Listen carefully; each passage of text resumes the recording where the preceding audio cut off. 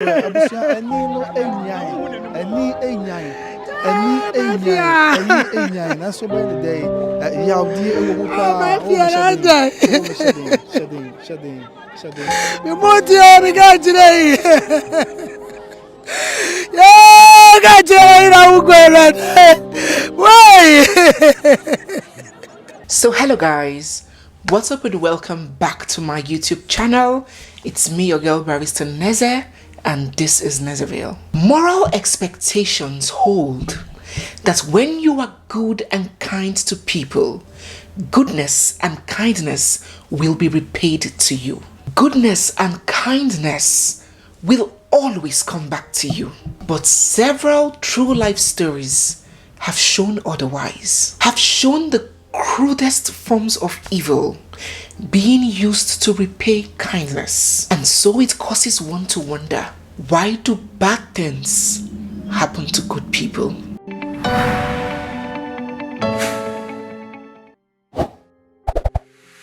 Princess Afia Ahenkan was a beautiful, gregarious 35-year-old lady. She resided in Kumasi, the capital city of Ashanti in Ghana. And she was married to Mr. Kofi, who is the son of Ghanaian football legend Reverend Osei Kofi. They had a precious 11-year-old daughter together. Princess Afia's husband worked in the United Kingdom, while his wife did business and resided back home with their daughter. Could be that he didn't want to raise a family in Europe. He just wanted to work there and come back home. Could also be that plans to relocate his whole family was underway. The reason for that arrangement is unknown. But what is known, what is a fact, was that her husband cared a great deal for the well-being and the comfort of his family. And it was on that note that he had to make an arrangement for some kind of relief for his wife and child in his absence. Keep the strong black woman narration aside. We women, if we choose to be truthful to ourselves, will admit that we need a little male assistance around the house sometimes. Be it a husband, the boyfriend, the brother, a neighbor, a friend, a colleague. Their help really do come in handy every now and then. Changing those light bulbs, moving around heavy weights, batteries, oil and plugs and all of those machinery and greasy and tools stuff, doing the dirty job, washing the car and checking the car, even down to as little as opening that overtly tight lid of the jar.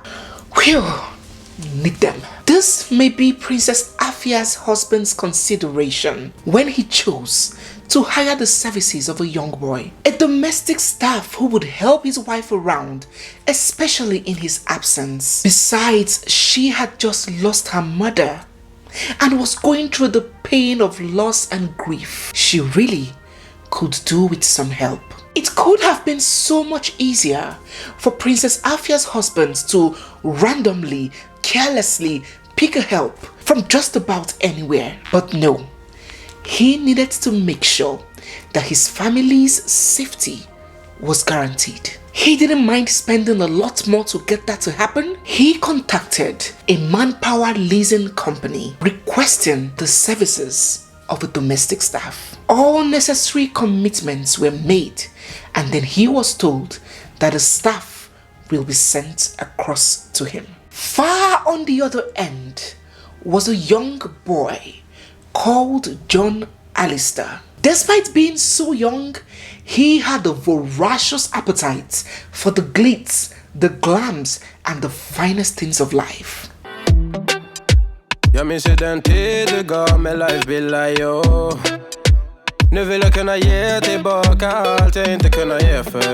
was only 22, but had the ambition of a 40-year-old man. Only that he didn't have the patience and the willpower to pursue that legitimately. He chose the fast lane. John Alistair mastered and perfected the art of posing as an employee to gain entrance into people's lives. And when he has succeeded in getting them to relax and let their head down, he strikes. He had earlier worked with a man briefly, and just a flash after he was employed, he stole his employer's phone, hacked into his online banking, and made away with 200,000 Ghanaian cedis. He then went ahead to work as a mobile money agent, and the day he started working, I mean his first day of resumption, he carted away with 20,000 Ghanaian cedis and absconded. For him,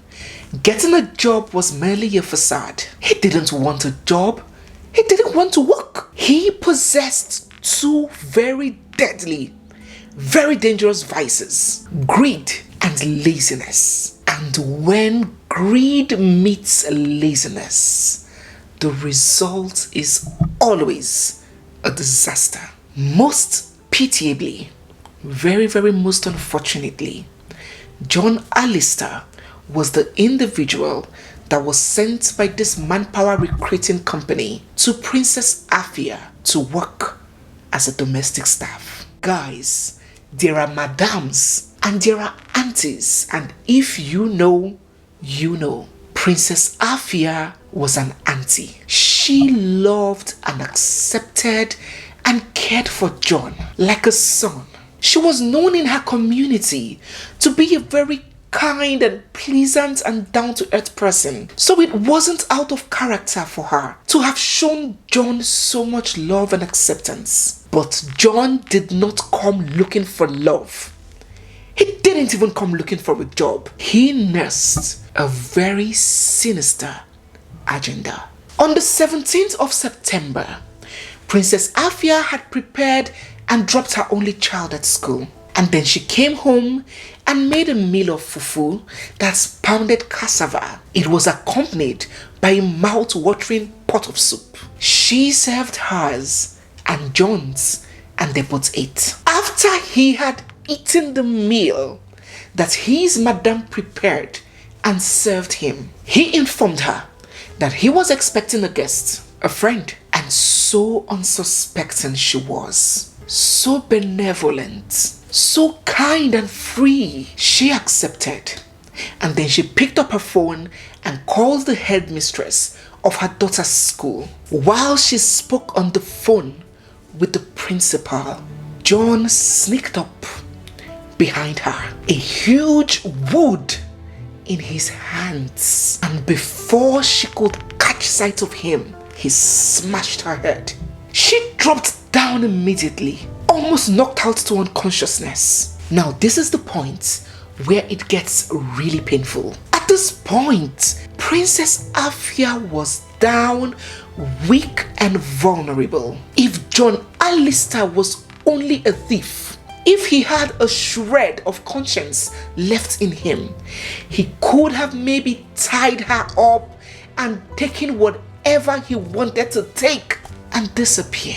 But no, he is a mean, sinful scoundrel, a killer, a murderer who would put a few bucks above the life of a young, promising woman who loved and cared for him. A woman who did him no wrong. He reached out for a sharp knife and went in.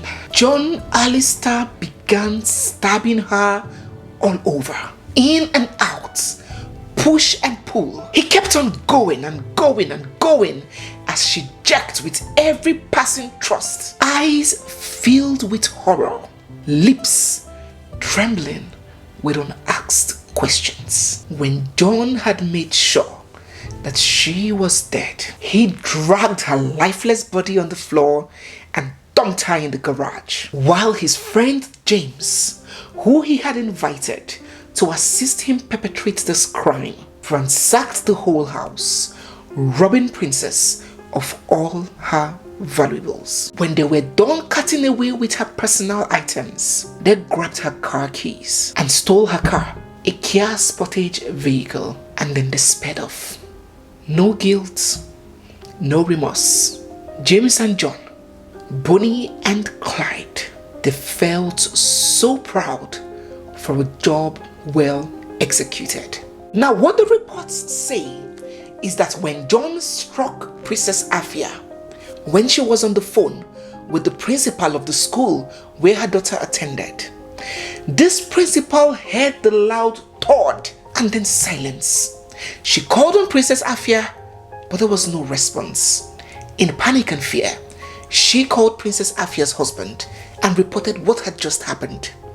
Princess Afia's husband, on the other hand, who was far away, miles away from home in the United Kingdom, called the neighbor and begged him to please go check up on his wife, check up on his house. And when the neighbor arrived, the door was locked. He had to report to the police station, and then the police came and forced their way into the building. And then they met the lifeless body of Princess Afia, bleeding and dead, in the garage. That was when it dawned on everyone what had just happened. After committing this heinous, unwarranted crime, the first thing that John and his partner in crime, James, did was to sell off Princess Afia's vehicle.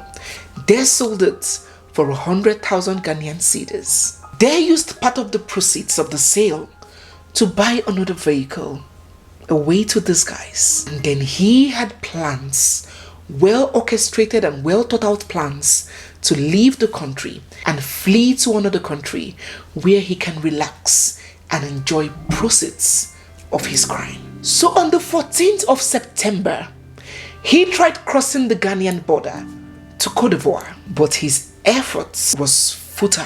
He then set out to return back to Accra. On his way back, he was rounded up and taken into custody by the Ghanaian police. There, he confessed to his crimes. You complain for her? Please, I'll say everything I've done. You send everything. Where is the car? Please, I'll say everything I've done. You say everything. Please, I promise I'll say everything. Two. Please, I have his number. Me, I'll kill you. Please, Me, I I'll have his kill you. number. Please, I have Serious, his number. I'll kill you. Please, I have his number. Eh? Please, I have everything. I have his number and everything. Please. John Alistair has now asked and pleaded, begged for forgiveness for what he had done. If he lied, if he had stolen, if he had done every other thing in this world aside taking a life, maybe, just maybe, he could have been forgiven. But how do you easily ask for forgiveness for killing a young woman who took you in? You just made an only child motherless and a young man a widower unprovoked. You have made a family bury two people instead of one in the same month, all because you wanted to take cool pictures in a car and reap the benefits of where you did not sow. How does that even get forgiven, John? How?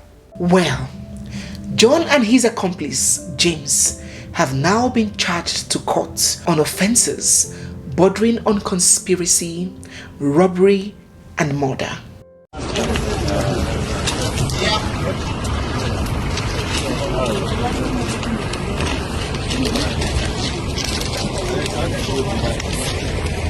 Princess's family has insisted on an eye for an eye. Yeah, Nyamblasem, Alistair John, and after James Anoche, and Assam, yeah, and Ranty, and Nyasam Ketua, Alistair John, and the ship to and after James Anoche, and yeah, Assam Ketua, Sam Ranty, and the deal yeah, and yeah, Assam Ketua, and I said, see, I also I did Namawa, I was the tennis, yeah, and yeah, Assam Ketua, Alistair John, and I Oba Bejina has said, one name, James Anachi, yeah, Nyamblasem, and Yasam Ketua, when you share Abusafua. This case has sent shivers down the spine of many, with several debates coming up. Some people believe that John Alistair deserves nothing but the capital punishment. He who kills must be killed, and he who lives by the sword must die by the sword. They insist that the full wrath of the law be descended on him, and he should pay for his crimes with his life. On the other hand, some other people believe that, oh yes, he should be punished, but not death. This is a young guy. He made a terrible, irreversible mistake, yes. But why lose 2 lives instead of 1? He is just 22. He just recently left his teens. He is remoldable. He can be saved. He can have a chance to retrace his steps, serve his time, and still be useful to society. They insist that killing him is not the best solution. Do let us know what you think about these 2 juxtapositions down in the comment section. So many people have also condemned the idea of young women having young men as domestic staff. While so many women believe that, oh yes, they prefer guys, they're easy to deal with, they don't take things to heart like fellow women, they're very quick and cooperative and nice and down to earth, so many women prefer working with boys than women. And they have justified their preference. While some others are completely against it. They do not believe that any woman should keep a young guy in her house, whether as a maid or a servant or a cook, whatever. Maybe it can be allowed or permissible if your husband is around, but you alone with a young man, not a relation in the house alone, they believe that it is so dangerous. Do let us know what you think about that argument also, and your preference down in the comment section. Lastly, the security agency, the manpower leasing company, have been seriously called out. They believe that it is their responsibility to run a family and background and security checks on their staff before sending them to the homes of people. This guy had a criminal record. A separate case. He's already before the Asokore Mampong District Court in the case of murder. And this is another matter which also happens in Kumasi here, which he came under disguise of seeking employment, and then managed to take the madam's phone and then was able to withdraw 167,660 from the account in August 2022. Why weren't they thorough enough before sending a criminal to the house of this young woman? They believe that they should also be sued and made to pay for their lapses. Do let me know what you think about all of these down in the comment section. So guys, we are done with today's very, very sad and chilling story. And I do hope that Princess Afia's bubbly, charismatic spirit rests in total peace. If you're new here or if you're yet to join us, don't forget to hit the subscribe button, give this video a big thumbs up, drop all your comments down in the comment section, turn on your bell notifications so you can be notified when new videos come up, and stay glued because we have so much more coming your way. It's me, your girl Barrister Neze, and this is Nezeville.